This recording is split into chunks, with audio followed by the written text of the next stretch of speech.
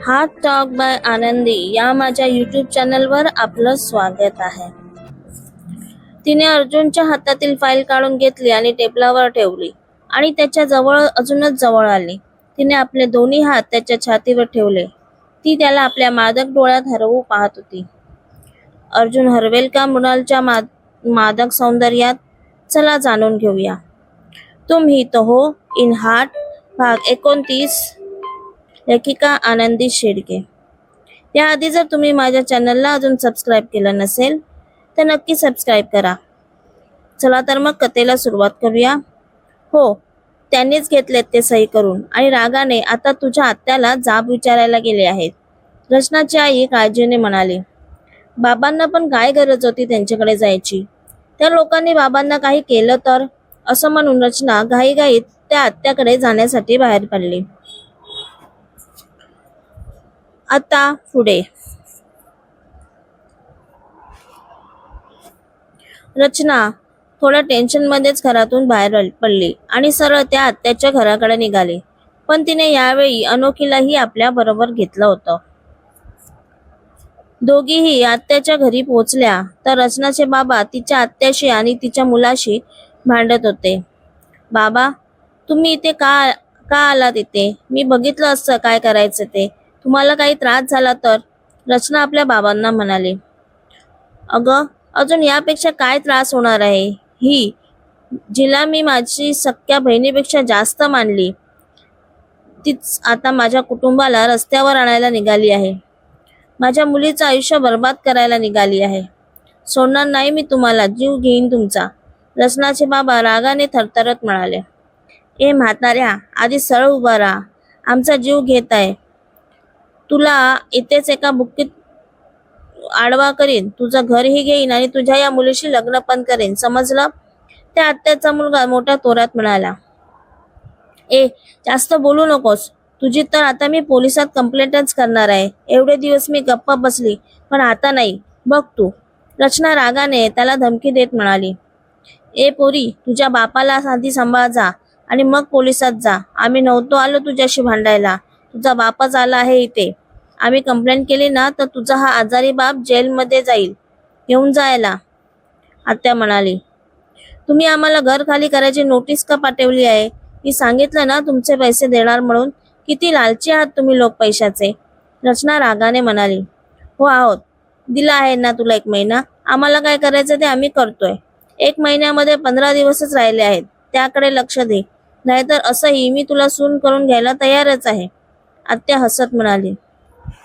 हो ना, माझी बायको कधी लग्न होऊन आपल्या घरी येते असं झालं आहे मला. त्या आत्याचा मुलगा निर्लज्जपणे रचनाला हात लावण्याचा प्रयत्न करत म्हणाला. ए, हात लावू नको तिला. तुझ्यासारख्या नालायक माणसाची लायकी तरी आहे का रे तिला बायको बनवून घेण्याची? अनोखी त्याचा हात तिथेच थांबवत म्हणाली. तू कोण आहेस? हा आमच्या घरातील मॅटर आहे. तुला कोणी सांगितलं मध्ये बोलायला? तो मुलगा म्हणाला. तुमच्या घरातील मॅटर कधीच बाहेर आला आहे, जेव्हा तू त्यांना कोर्टाची नोटीस पाठवली, समजलं? अनोखी रागाने म्हणाली. आत्याबाई, तुमच्या मुलाला सांभाळून ठेवा. असे कारनामे केले ना तर कधी जेलमध्ये जाईल कळणारही नाही, अनोखी सरळ त्यांना धमकी देत म्हणाली.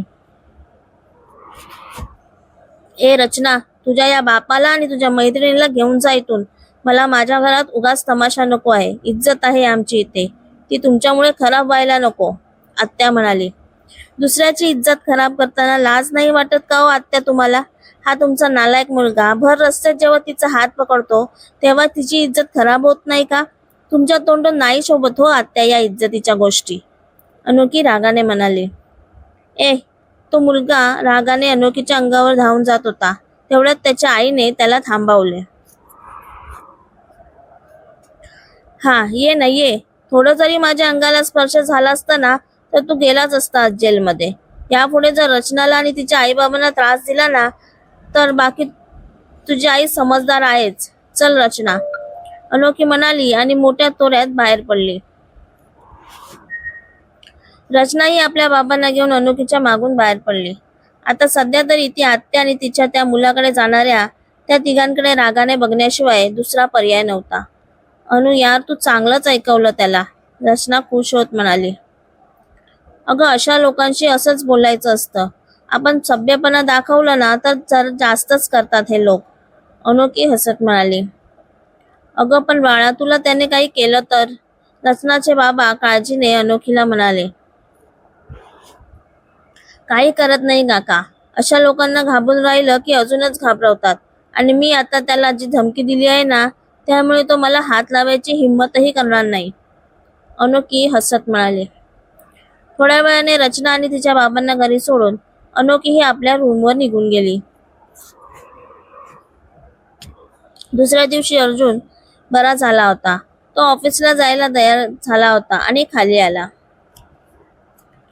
अर्जुन, तू मला आज माझ्या ऑफिसला सोड. तू असलास की माझं काम नक्की होणार, माहीत आहे मला. स्वीटी हसत त्याला मिठी मारत म्हणाली. आणि हे बघून सगळ्यांच्या भुवया उंचावल्या. मुलींना आपल्याजवळही उभं न करणारा अर्जुन या स्वीटीला एवढं जवळ का करतोय, हाच प्रश्न सगळ्यांना पडला.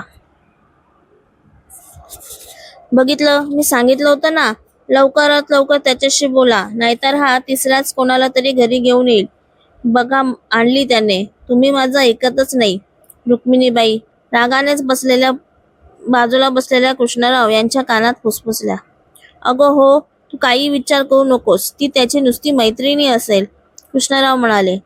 मैत्रीण अशी मिठी मारते का? मला तर बाई वेगळीच शंका येते. रुक्मिणीबाई म्हणाल्या. अगं, तो बाहेर गावी होता ना, तिथे चालतं असं सगळं. तू उगाच टेन्शन घेतेस आणि मलाही देतेस. कृष्णराव रुक्मिणीबाईंवर किंचित चिडत म्हणाले. त्यांचं बोलणं सुरू असतानाच अर्जुन, स्वीटी आणि अर्णव कधी निघून गेले त्यांना कळलंही नाही. त्यांना गेलेलं पाहून रुक्मिणीबाईही रागाने आपल्या रूम मध्ये निघून गेल्या. पण इकडे कृष्णराव विचारात पडले.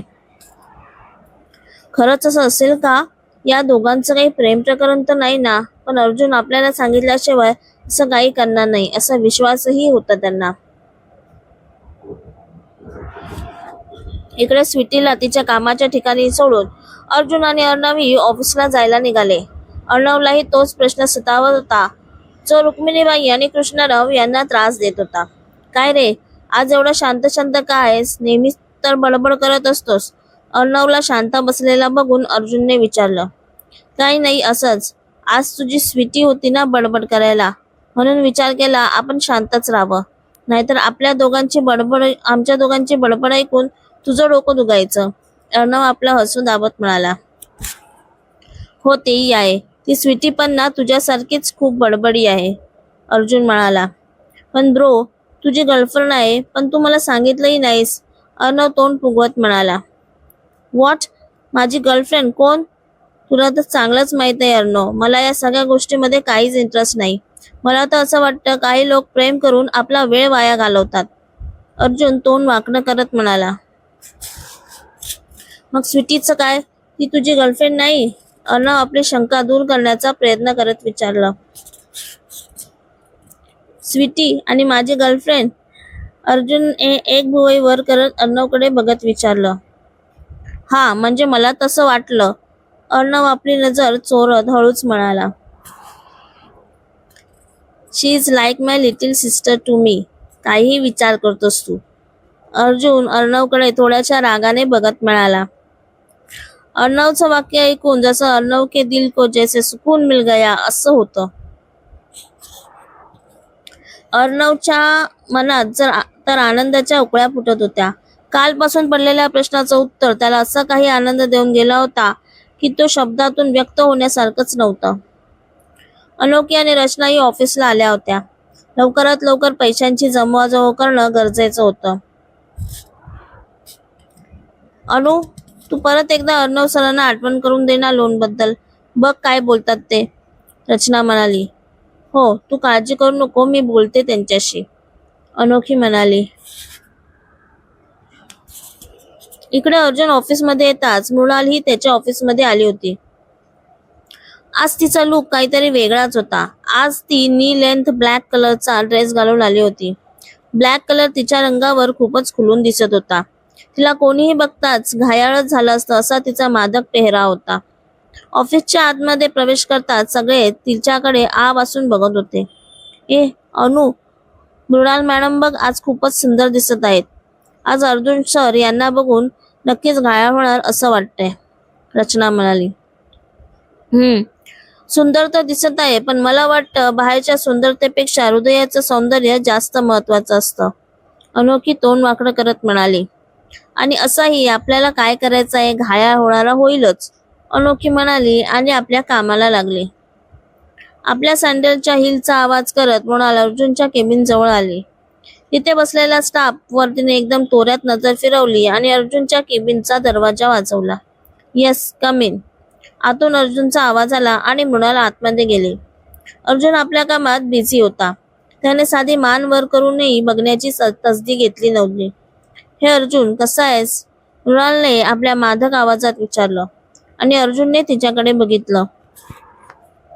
ठीक आहे आता, अर्जुन म्हणाला. आज तिचा बदललेला पवित्रा बघून तोही तिच्याकडे क्षणभर बघतच राहिला. पण परत काही न बोलता आपल्या कामात गुंग झाला. हे अर्जुन, मला तुला काहीतरी सांगायचं आहे, मृणाल म्हणाली. बोल, पण लवकर बोल. आज माझ्याकडे अजिबात वेळ नाही, अर्जुन कामातील आपलं लक्ष न हटवता म्हणाला. अर्जुन, एकदा माझ्याकडे बघ, कशी दिसते मी? मृणालने आपल्या वागण्यात आज जी काही मादकता आणली होती ती अफलातूनच होती. कोणीही तिच्या अशा वागण्यावर घायाळ नसतं झालं तर नवलच होतं. आधीच तिचं राहणीमान टॉप क्लास होतं, त्यात तिने आज अजूनच भर घातली होती. शेवटी अर्जुनही एक पुरुषच होता. Looking beautiful.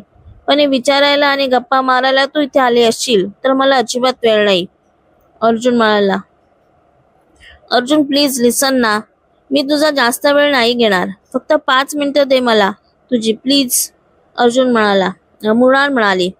बापरे, आज ती जे काही वागत होती ते वेगळंच होतं. रोजची बिझनेस वुमन मृणाल शिर्के आणि आजची मृणाल या जमीन आसमानाचा फरक होता. Mrinal, don't disturb me. मला तुला देण्यासाठी 5 मिनिटाचाही वेळ नाही, अर्जुन काहीसा चिडत रागवत म्हणाला आणि आपल्या कबोर्डमधून फाईल घेण्यासाठी उठला. रिलॅक्स अर्जुन, तुझं हे रागवणं, तुझा हा ॲटिट्यूडच मला खूप आवडतो, मृणाल अर्जुनच्या जवळ जात म्हणाली. तिच्याकडे पाठ करून उभा असलेला अर्जुन आपली फाईल घेऊन फिरला आणि त्याच्याबरोबर मागे उभ्या असलेल्या मृणालच्या एकदम जवळ आला. त्याचवेळी मृणाल किंचित हसत असल्याचा भास त्याला झाला. तिने अर्जुनच्या हातातील फाईल काढून घेतली आणि टेबलावर ठेवली आणि त्याच्या अजूनच जवळ आली. तिने आपले दोन्ही हात त्याच्या छातीवर ठेवले आणि ती आपल्या मादक डोळ्यात हरवू पाहत होती. तिच्या सौंदर्यावर खूपच विश्वास होता. तिच्या मादक डोळ्यात कोणीही हरवून गेला असता.